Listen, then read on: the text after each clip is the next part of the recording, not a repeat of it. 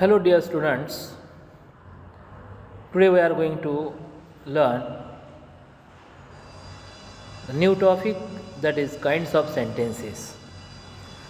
Actually, it is not new for you being in 11th and 12th standard, but we have to discuss about reported speech. So, before going to that topic, reported speech, let's know about the kinds of sentences, because these sentences are very useful. That is, you should know about these four kinds of sentences. Then it will be easy for you to solve the questions on reported speech. Okay, now see, these kinds of sentences. A sentence is considered as the largest and vital unit of any spoken and written language. Sentence is nothing but a group of meaningful words which is arranged grammatically. It consists of words, phrases or clauses. What is mean by sentence? Sentence म्हणजे काय? नुसते शब्द मांडलेले असतात का? नुसते phrases मांडलेले असतात का? नाही. That is the group of meaningful words and phrases. Group of meaningful. अर्थपूर्ण अशा शब्दांचा तो संग्रह असतो आणि मॅनेज्ड ग्रामॅटिकली. काय केलं जातं? ग्रामॅटिकली मॅनेज केलं जातं त्याला. मग त्यामध्ये फ्रेजेस असतील, वर्ड्स असतील, आणि ह्या meaningful words and phrases having proper grammar, it is called sentence. Okay, so the sentences are of 4 kinds. 4 प्रकारचे सेंटेन्सेस आहेत. Number 1 declarative, that is assertive sentence. Number 2 interrogative sentence, त्यालाच प्रश्नार्थक वाक्य म्हटलं जातं. पहिला प्रकार declarative, that is assertive sentence आहे, म्हणजेच विधानार्थी वाक्य की ज्याचा वाक्याचा क्रम कर्ता, क्रियापद आणि कर्म हे स्टेटमेंट असतं. इंटरोगेटिव्हमध्ये प्रश्नार्थक वाक्य म्हटलं जातं. इम्पेरेटिव्ह सेंटेन्स की ज्याला आज्ञार्थक वाक्य म्हटलं जातं, आज्ञार्थी वाक्य. आणि नंबर 4 इज एक्सक्लेमेटरी सेंटेन्स, उद्गारवाचक वाक्य. हे तुम्हाला 8वी 9वी 10वी या वर्गामध्ये झालेलं आहे टॉपिक, पण आपल्याला एक रिव्हिजन म्हणून आपण हा टॉपिक घेऊन पुढे जाणार आहोत नॅरेशनकडे. And so the first of all there is declarative or assertive sentence. काय म्हटलं जातं त्याला? It is the kind of sentence which makes an informative statement. It declare something directly. They are the most commonly use sentences in English. काय आहे? एक information देणारं वाक्य आहे. ते काय डिक्लेअर करतं? डायरेक्ट सांगतं, बरोबर की नाही? डायरेक्टली डिक्लेअर करत असतं.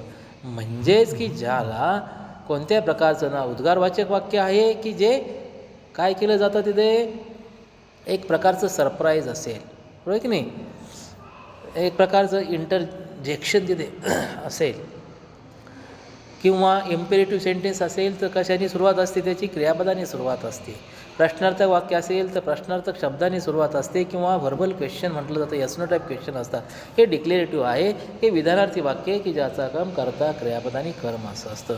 की हे सेंटेन्सेस त्याचे फॉर एक्झाम्पल दिलेले आहेत. I want to go to California tomorrow. I have been teaching English since 1996. करता आय वॉन्ट क्रियापद, पुढे आहे कॉम्प्लिमेंटरी क्लॉजेस. टू गो वगैरे इन्फिनिटिव्ह आहे, पण त्याला कॉम्प्लिमेंटरी म्हणतो आपण. प्रेडिक्शन आहे. I have been teaching, have been वगैरे हे कशामध्ये येतं? हेल्पिंग व्हर्ब, ऑक्झिलरी व्हर्बमध्ये येतं. टीच हे मूळ क्रियापद आहे. इंग्लिश वगैरे कर्म आहे.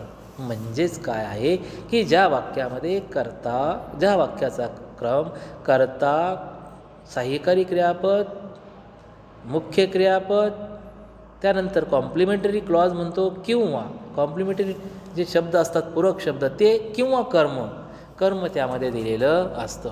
मग असं वाक्य ते बनलेलं असतं. मग त्यामध्ये कर्ता असतो, सहाय्यकारी क्रियापद असतं, क्रियापद असतं, त्याचबरोबर प्रिपोजिशन्स असतील, आर्टिकल्स असतील, कर्म असतं. ओके, तर याला एक प्रकारचे असर्टिव्ह सेंटेन्स म्हटलं जातं. की जसं आय एम रेडी, आय कर्ता आहे, एम क्रियापद आहे, रेडी नाऊन आहे. ओके, टू शो हे इन्फिनिटिव्ह आहे, आणि माय टॅलेंट हे कर्म आहे, ऑब्जेक्ट आहे. म्हणजे या पद्धतीने कर्ता, सहाय्यकारी क्रियापद अशी जी रचना असते त्याला असर्टिव्ह सेंटेन्स म्हटलं जातं. ते नेक्स्ट एक्झाम्पल आहे, my father help me to solve these examples. My father करता आहे, हेल्प्ड क्रियापद आहे, भूतकाळातलं क्रियापद आहे. मी ऑब्जेक्ट आहे, कर्म आहे. टू सॉल्व हे इन्फिनिटिव्ह आणि इतर पूरक शब्द आहेत. तर बघा आपण मित्रांनो, आता हा असर्टिव्हचा प्रकार आपण पाहिला.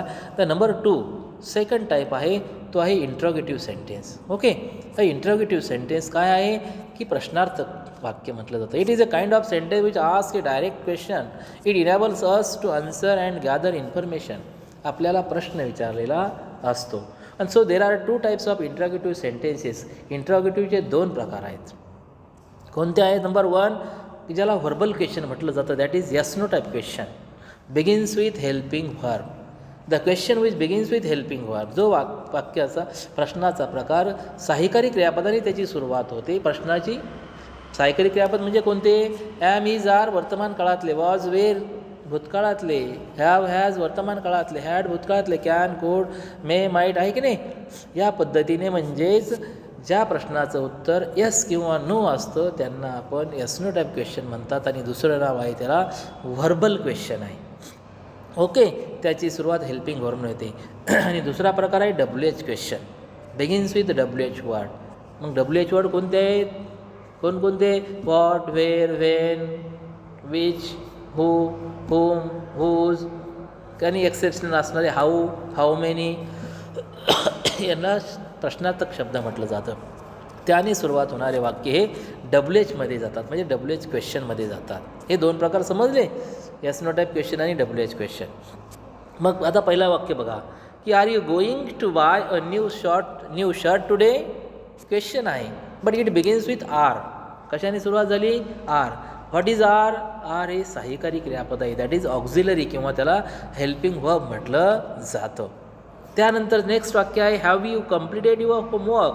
हॅव सहाय्यकारी क्रियापद आहे, यू करता आहे, कम्प्लिटेड क्रियापद आहे भूतकाळी V2 V2 आहे. म्हणजे थोडक्यात आपलं क्रियापदाचं दुसरं रूप आहे.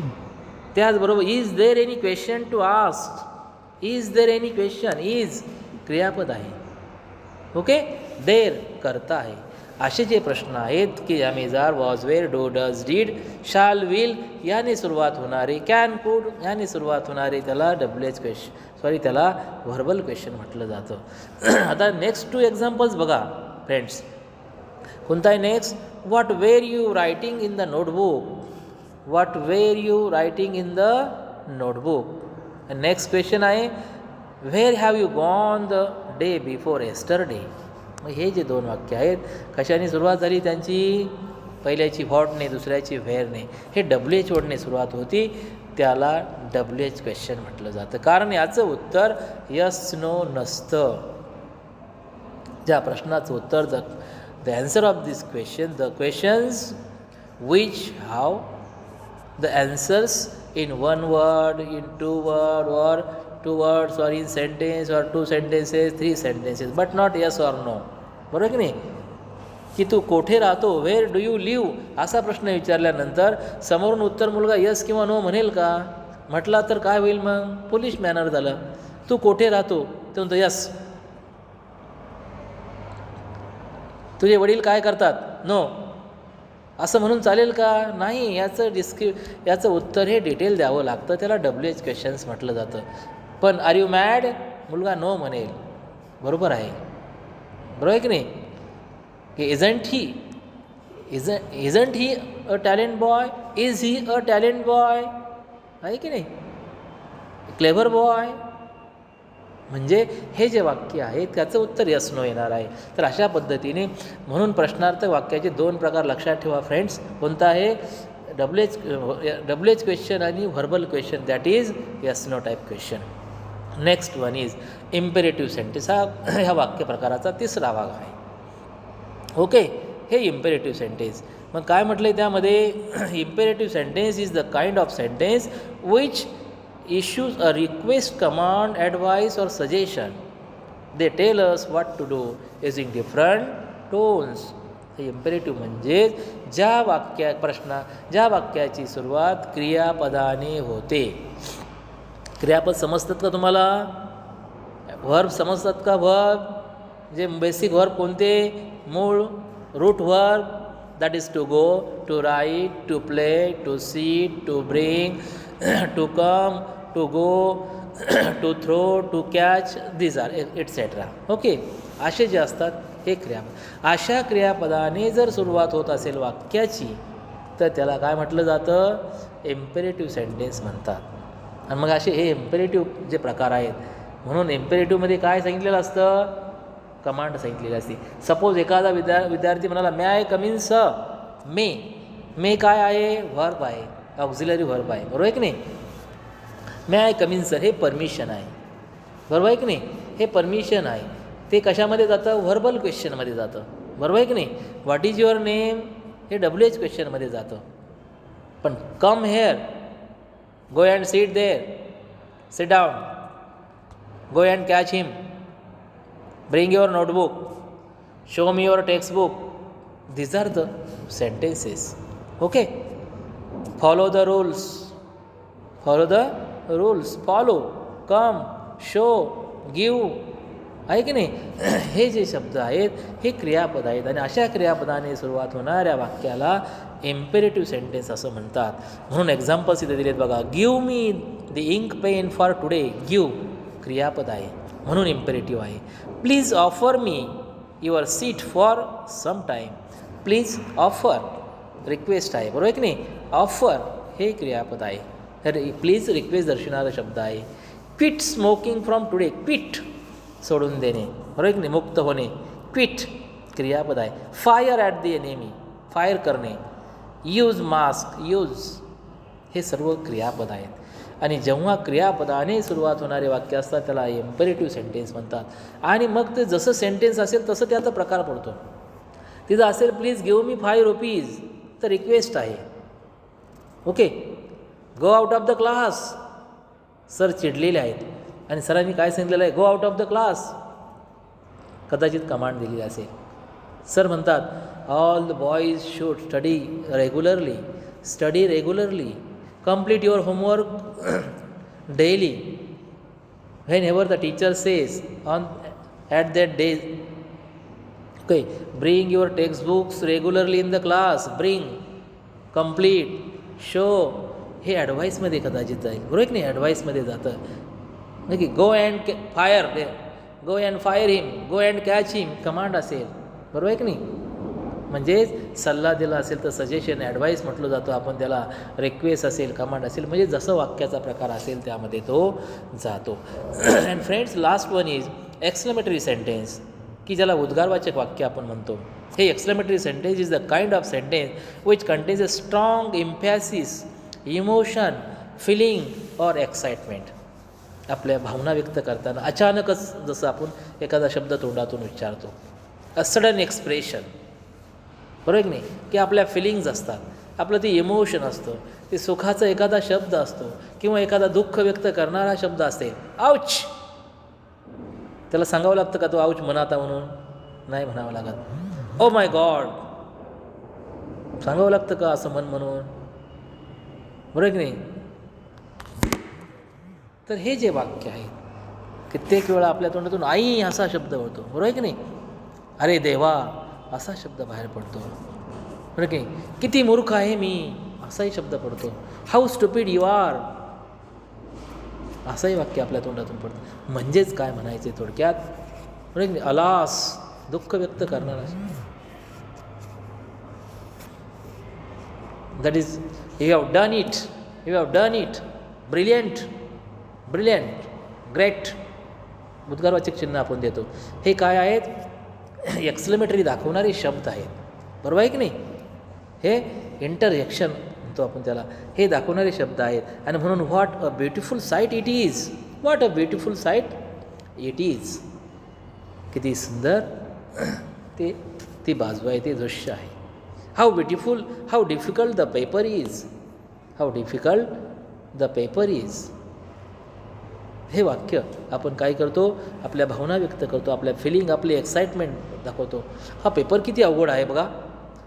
हुर्रा म्हणतो ना, हुर्रे असं म्हणतो की नाही आपण? Hurray, we have won the match, आम्ही मॅच जिंकली, आनंदात आपण म्हटलं होतं alas his father is no more, दुःख व्यक्त करणार आहे, त्याचे वडील जिवंत नाहीत, एक्सपायर झालेले आहेत. Sorry I can't save your father, oh my kite is hi uff in the sky.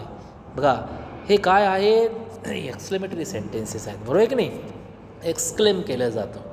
तर अशा पद्धतीने friends today we have seen these 4 kinds of sentences. हे बेसिक आपल्याला माहिती असणं गरजेचं आहे.